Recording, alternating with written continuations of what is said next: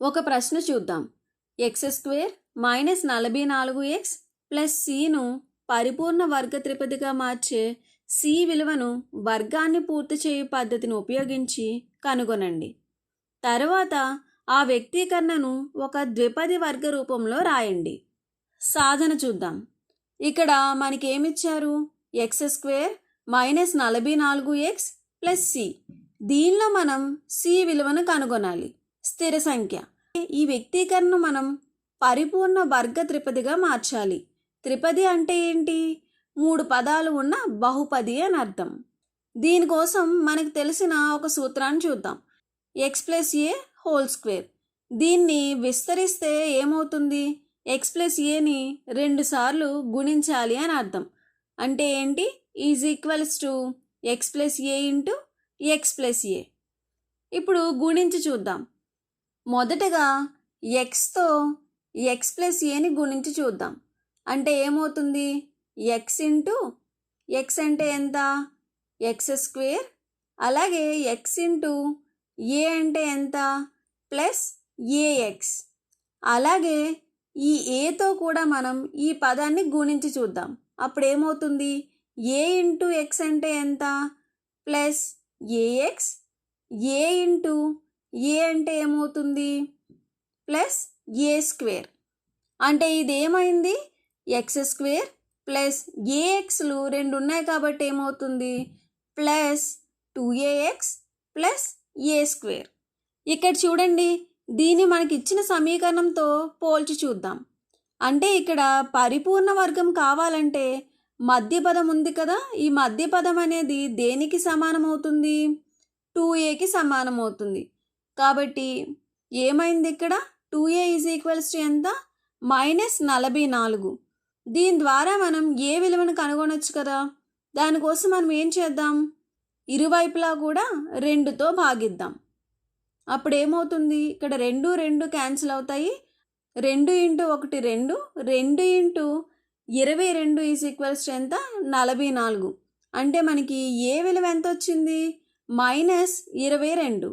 ఇప్పుడు సమీకరణంలోని స్థిర పదాన్ని పోల్చినట్లయితే మనకి c ఏమైంది? a². మనము ఇంతకు ముందే ఏ విలువను కనుగొన్నాం. ఈ ఏ విలువను ఇక్కడ ప్రతిక్షేపిస్తే ఏమవుతుంది? c -22². అంటే అర్థం ఏంటి? -22ని 2 సార్లు గుణించాలి అని. ఇక్కడ చూడండి, మైనస్ని 2 సార్లు గుణించాలి, 22ని 2 సార్లు గుణించాలి. అంటే మైనస్ ఇంటూ మైనస్ మనకి ఏమవుతుంది? ప్లస్. మిగిలిన సంఖ్యను తీసుకుందాం. 22 × 22 చేద్దాం. 22 × 22 ఏమవుతుంది? ఇది 2 × 2 4, 2 × 2 4. ఇక్కడ 0 పెట్టుకుంటే తర్వాత మరలా గుణిస్తే 2 × 2 4, 2 × 2 4. వీటిని కలిపినప్పుడు మనకి ఏమవుతుంది? 484 వచ్చింది. అంటే సి విలువ ఏమైంది మనకి? 484.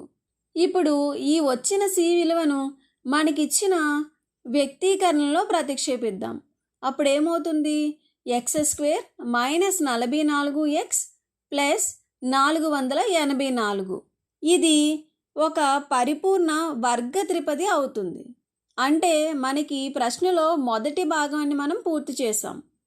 c విలువను కనుగొని వ్యక్తీకరణను పరిపూర్ణ వర్గ త్రిపదిగా మార్చాం. ఇంకా మనం ఏం చేయాలి? దీన్ని ద్విపది వర్గ రూపంలోకి మార్చాలి. దీనికోసం మనం ఏం చేద్దాము? 2 పదాల లబ్దంగా రాయాలి. మనకిక్కడ ముందుగా ఏ విలువ తెలుసుకున్నాము. దాన్ని ఉపయోగించి 2 పదాలుగా రాయడానికి చూద్దాం. అంటే దీన్ని ఎలా రాసుకోవచ్చు? x² plus 2 × -22x plus -22². ఇది మనకి ఏ రూపంలో ఉంది? x² plus 2ax plus a² రూపంలో ఉంది. అంటే దీన్ని మనం ఎలా రాసుకోవచ్చు? x+a × x+aగా రాసుకోవచ్చు. కాబట్టి ఇక్కడ ఏమవుతుంది? x+a అంటే ఎంత? -22. కాబట్టి x - 22 ఇంటూ x - 22. దీన్నే మనం ఈ విధంగా కూడా రాసుకోవచ్చు, ఎక్స్ ప్లస్ ఏ హోల్ స్క్వేర్. కాబట్టి ఇదేమవుతుంది, ఎక్స్ మైనస్ 22 హోల్ స్క్వేర్. ఇవి రెండు కూడా మనకి ఒకే అర్థాన్ని ఇస్తాయి. ఇది వ్యక్తీకరణం యొక్క ద్విపది వర్గ రూపం అవుతుంది.